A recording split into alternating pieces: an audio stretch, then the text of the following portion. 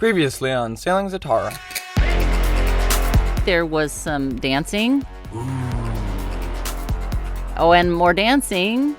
And then some wakeboarding. Oh, and we were in Fiji. Yep, Fiji. I tell you a story about me and you. Out on the water, surrounded by the blue.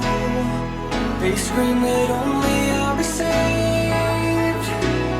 They toss off the line, but I just let it float away. Yeah, I'll let it float away. I'll let it float away. I'll let it float away. Float away, float away. Yeah, I'll let it float away. I'll let it float away. I'll let it float away.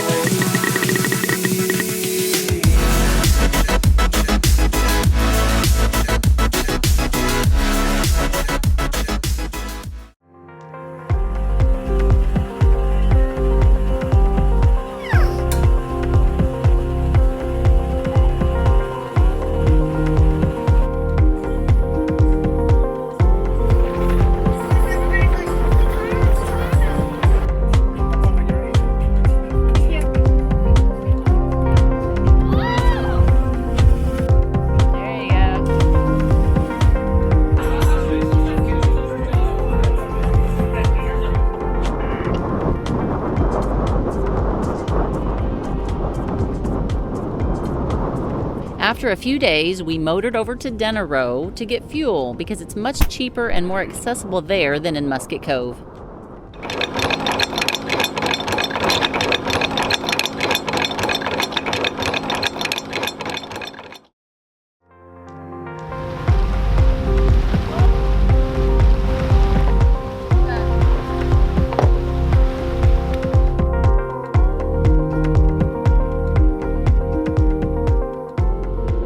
Waiting on the fuel dock to become available. There's already a boat here, so we can't get in yet. So we're just gonna kind of tread water here and wait for the boat to leave so we can get gas. And Jack is learning how to do that, learning how to maneuver the boat while we're just sitting here waiting in this really small space. Well, that way any farther. Rotate and aim the boat that way. That one? Yeah.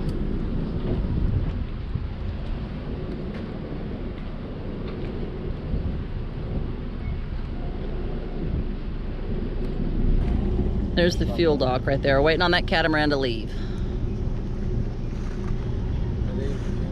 All right, now we're drifting out and away from things. So how would you remedy that? Yeah, that's good.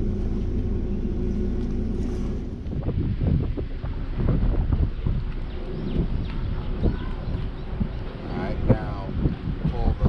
There you go.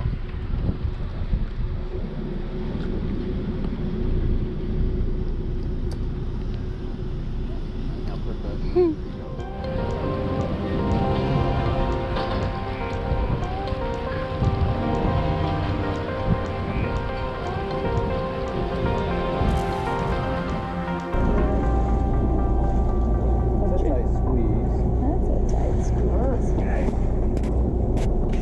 Good job, Jack. Oh, thanks.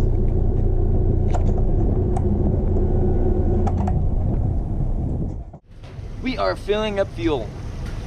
We decided that we needed some fuel. So, at least I decided we needed some fuel. So I came in and docked the boat, started fueling up. Dad was pretty proud of me. Thought I could do that for the fam, you know. It's the least I could do.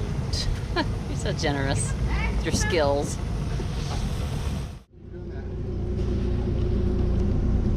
Keep going like you're going.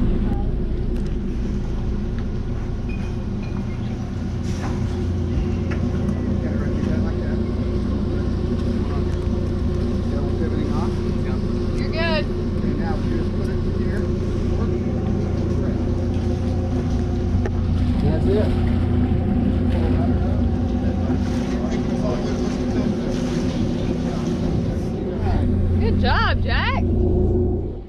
After filling up, Keith decided to let Jack take the helm and take us the 10 miles back to Musket Cove.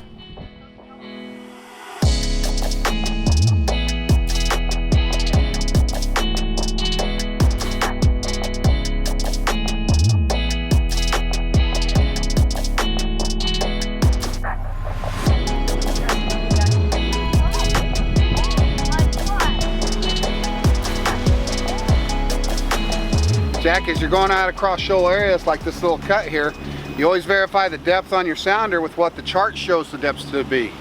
That way you kind of know you're in the right spot. You know what I mean? Mm-hmm.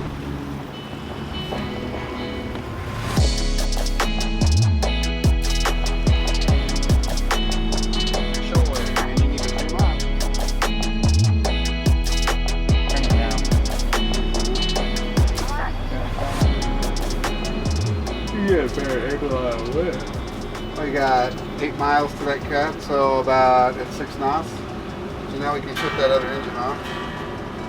Turn it up to 1,000 RPMs.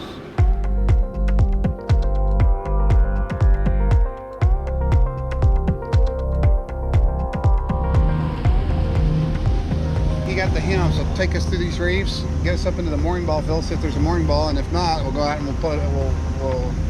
We'll lay down the line. We'll lay down some anchor. Sweet.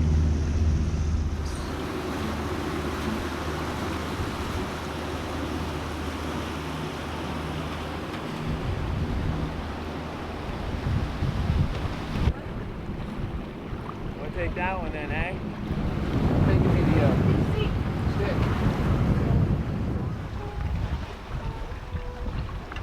Oh, look.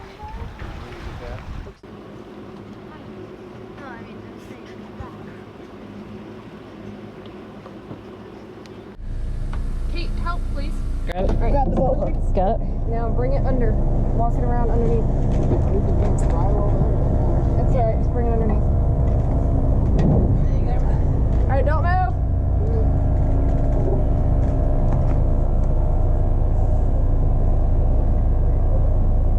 I have no idea how this thing is supposed to close. Got it? I guess so. Okay, drop it. I saw shackles.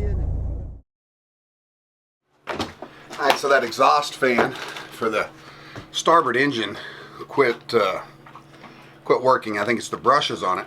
Now I couldn't find exact brushes for it, so I've bought some just generic brushes, carbon brushes, and I'll have to modify these in order to make them work on that exhaust fan for the starboard engine generator room. And so what I'm going to do right now, I'm going to go down there and I'm going to take that exhaust fan out, take the ducking apart, pull the exhaust fan up here on the table, and then I will start to fab these brushes that I have so that I can make this work. Sweet.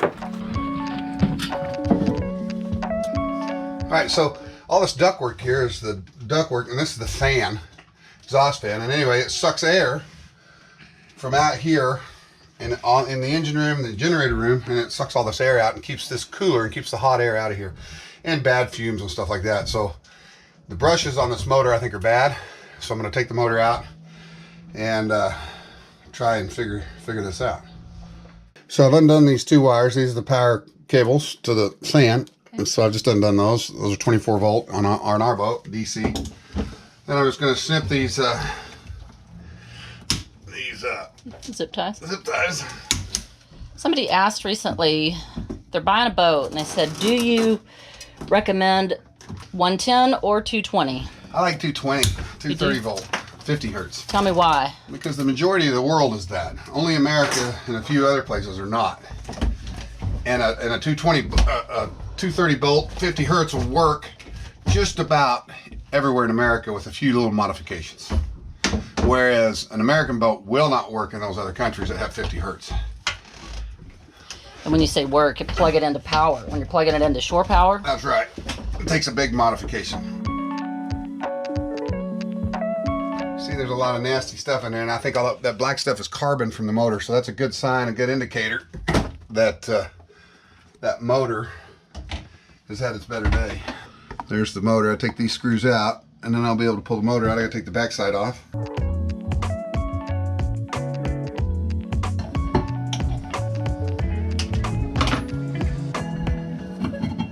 So there's the motor. Now, we're in a place that's hard to find a motor that would have these mountings on it. So being on a sailboat, we have to make do with what we have. So what I'm gonna do is I'm gonna go up there, I'm gonna pull this thing apart, and then I'll show you the details of what I'm fixing to do, what I'm gonna try to do, and hopefully it'll work. But we wouldn't be able to try to find this motor, have it shipped overseas, shipped somewhere, this exact motor. This thing was probably, it says Songwoo technology. So it was made in China. But to find this exact motor, it's just going to be easier for me, instead of going through that headache, to see if I can replace the brushes on it. And that's what we're going to go do on the table upstairs. So what we're going to do, we're going to take this motor apart, and we're going to unscrew it. Make this a little faster.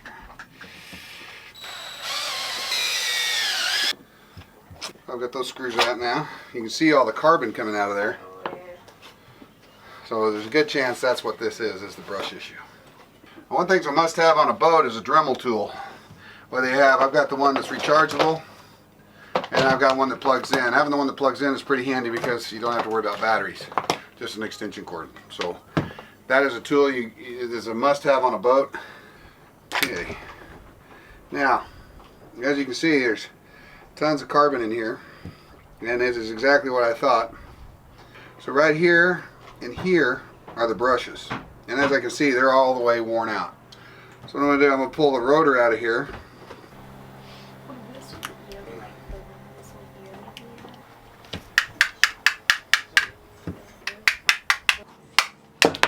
Okay, these wear down. They wear down on winches. Any kind of electrical motor, they all have brushes, exciter rings, rotors, stators, magnets on the inside. That's how an electrical motor works. I'm no electrician, and I'm probably calling this wrong. This is either the rotor or the stator, and this is either the stator or the rotor. I'm not an expert, so don't everybody jump on board and say, oh, you don't know what you're talking about. All right, I'm going to clip these old brushes. There's a little copper piece of wire on here, and I'm going to clip that off long because I may need that again when I get ready to solder to that. So I'm going to clip that brush long, the contact copper wire, and there is the old brush. Now there's a spring in there as well, and that spring is what holds the brush. It pushes the brush against the exciter ring. And there's the two little brushes, and those should be this long versus that long. So now I'm going to look at these just generic brushes that I bought at an alternator store back in Tahiti. I'm going to find the one that I think is going to fit the best, and I think it's this one right here.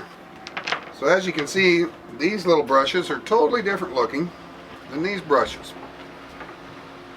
So what I got to do is I've got to make this big piece into this little piece, and that's where your Dremel tool comes in handy.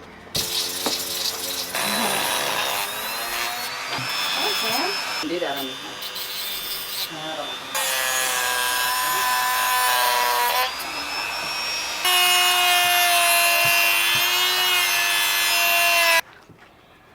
Alright, so now I've got two brushes that are cut down, and now I just got to get them fitted where they'll slide right in the brush holders, because they're just a little wide.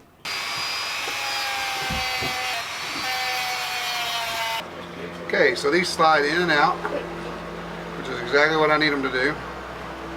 Now all I got to do is get the spring on here. So now I've put these new modified brushes in here, and the springs are attached. So now all I got to do is solder them to the old solder plates, which can be tricky.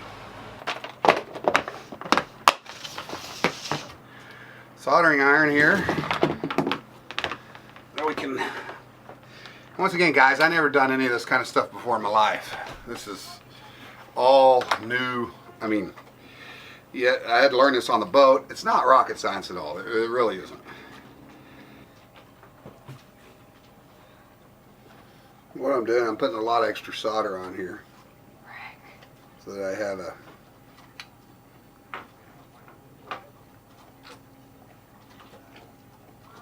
okay, here we go. So the function of 4 is 7. There. Now we're going to screw it back together. And to our rule, we get an output of 7. There's some O-rings in there, so always be leery of O-rings. Don't ever hammer on these end plates very hard because they'll crack. Had that happen, it's not a fun, because when that happens, then it's over. You got to find the new part or a replacement part.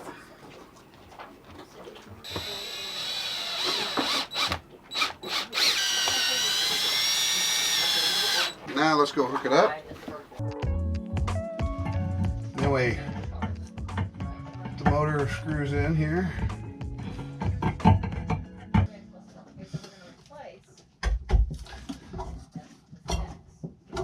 Okay, now we're going to test that.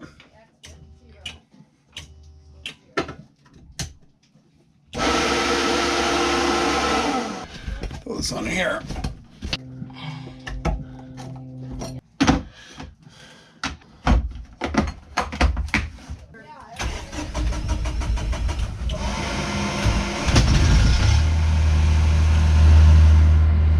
Air coming out over there on that dam back there, Jack.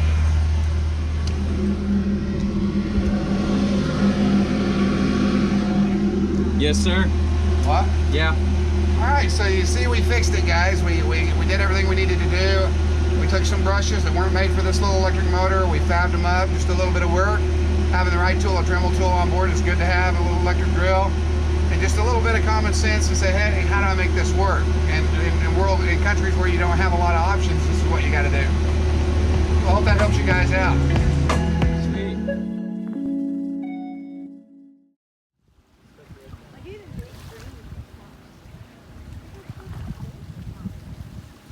So we are getting prepared to go to New Zealand in a few days.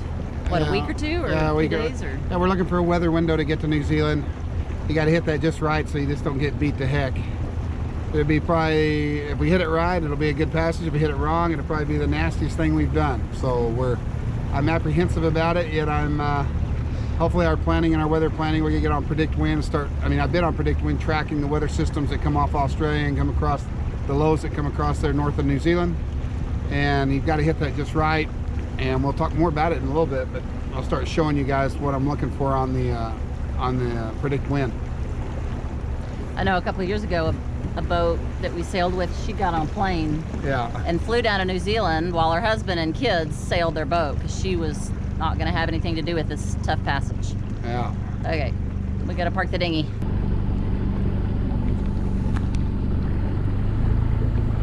There you go.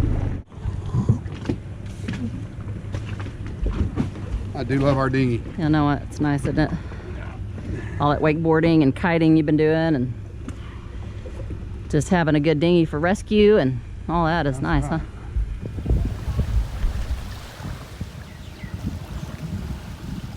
Hey guys, today I'm talking about weather in our New Zealand crossing. It can be a hairy crossing and it can be an easy crossing depending on the weather. And as I'm looking at Predict Wind here, I've downloaded all their models. We're looking for a window out around 10-15 days from now, and we need 7 days for the passage. And what happens is you look at, if you look on the map here, as I scroll through this is where we're at, and that would be leaving today if you see the lines up there. But what happens is you see the winds are in our favor on a beam reach as we head down, if we left today, as we head down to New Zealand. And it would be a pretty good crossing. Of course, they get pretty hairy down there at the end if we left today. But what we're looking for is out there, because we're not going to leave today, we're looking at the 14th through the 15th. So as you can see, the winds, when we start, if we left on the 15th, are on our nose, and they're on our nose, and they're on our nose. So that's not a good window out there. So as we keep rolling, we just keep looking for a good window.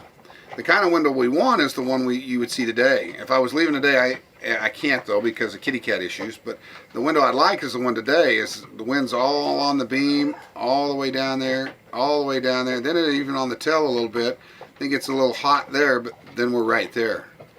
So as you can see, that's a good weather window if we left today. But out there at the 15th or 13th, that's when we're looking. And right now, doesn't look like a good weather window. And you can see these lows and storms rolling off the coast of Australia. And that's what we have to watch out for. So that's what we're looking for there. It's about 1,000 miles. Let's go over here to tables and summary. It's about 1,085 miles to Opua. That's where we want to make landfall in New Zealand. And this is saying if we left today, it would take us 6 days to get down there. That's pretty quick. And reaching and downwind is most of it, and the waves would be 2 to 3 meter waves 50% of the time, and 1 to 2 meter waves 48% of the time. And those waves are probably right on the nose most of the time. It's the swell coming out of the South Pacific, out of the Southern Ocean. So that's what we're looking at. And, you know, obviously we're aiming for a place called John's Corner. If you look on Navionics here, that waypoint number 1 right there is John's Corner. It's 174 east and 30 south is where we're headed. And then that gives us an angle from the winds that come from the south to come across and hit us on a beam. We're sitting here in Musket Cove looking for that weather window, and we want a good weather window. We don't want to get hammered. We also are under insurance restrictions. I have to be south of 30 by November 1st, or my insurance won't cover me. If a named tropical storm hit us and did damage to us, insurance wouldn't cover me. So for those of you who don't understand what I'm saying when I say 30, that's 30 south latitude. 30 south latitude, 174 longitude is GPS coordinates, and that's what they call John's Corner. And that's kind of been the trademark or way of cruisers going from Fiji down to New Zealand this time of year. They aim for that point, and it gives you the option of doing things with the winds depending on where the winds go. So that's what we're looking at, and this is where we're going in Opua. We're going right down here to Opua, to Bay of Islands Marina right here. I've zoomed in on it, and that's where we're going to go, is Bay of Islands. So in the next 15 or 20 days, we need a weather window to open up. And we need to have a good weather window, a safe weather window to get down there. And we're doing this every day. We're looking at these weather windows. I look at this model every day. I look at all the models on Predict Wind. And I'll go, that's the PWG model on Predict Wind. Now here's the PWE model for 14 days out. And I'll just scroll through it. And I'm not looking to leave before the 13th or 15th. So right there you can see a low on the PWE model spinning off of the coast of Australia and heading towards, and then it just dissipates. So that model there, actually, if you left on the 11th or 12th, that model there might be pretty good, or the PWE model. But we don't want to just go off of one model. We want to have several models that line up. So if we look back on the 10th, and we go forward from the 10th, that's good sailing out of Fiji. Kind of light winds, Then we get a little wind on the nose there. You can see something building off the coast of Australia there, and it's starting to head our way. And you can see that is lightening up as it gets there. So that might be a good window too. So GFS lines up with our PWE model, and then this one don't go out far enough, the European model, but let's look if we left on the 9th or 10th. That one's looking pretty good too. You see that low spinning there, big low right there. And it's just kind of dissipating as it passes over. So we need to see that develop a little more. And now let's just look at the wave and look at the swell there. So the PWG swell shows from the 10th on, shows some pretty good swell up here north. That's 3.2 meters at 7 seconds. That's going to be a little rough, but unfortunately that swell's behind us. And then it's on our nose around the 17th or 18th. It's kind of light and variable. So we're going to start looking at that 10th, 11th window, maybe the 12th window of leaving here and hooking it on down to New Zealand. Episode 100 is coming up next week for you guys. We're going to try to do something special. I don't know if we'll get it done or not, but we're working on it. And we appreciate all you guys watching, and we look forward to seeing you guys out there on the water.